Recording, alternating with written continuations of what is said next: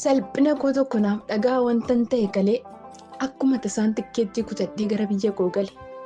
Balallii koos xumuree xiyyaarris booletti naan qubate. Yemmuun achii gadi bahu wanta eegin tokko na mudate. Mudannoon koos kanatti aanee jiru maal seeta yaa fira? Na simachuudhaaf kan dhufte harmee kootti eerpoortii balbalarra jira. Naasuun of wallaaleen dhaabadheen ilaalee akka nama fiiguu ta'een harmee jechaan dafee ofirra gadi taa'e. Isheenis na ilaalti wantatti bu'e wallaalte. Boodarra mucaa koo naan jechaa sagalee naasuun na waamte. Sagalee walirraan cinneen na waamaa fiigdeen irra geesse. Morma kootti maramtee dhungoonnatti gadi teesse.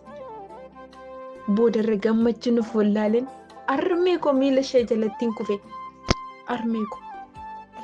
Harmee koo baguman isa gadhe jechaan jaalala isheen qabu ittiin mutti fufe. Imimmaan gungumaa gammachuun luka isheetti bu'ee dhungachuuf otoo hin jedhuun adda kootiin lafa dha'e. Ani ishee dhokfadhee adda koo sukkuumachaa hin jedhu yaa fira. Daayyoo mirqaanni koo sun hunduu abjuu ture. Siree koo irraa kufeen dacheedhaan wallaansoo wal qabaa jira.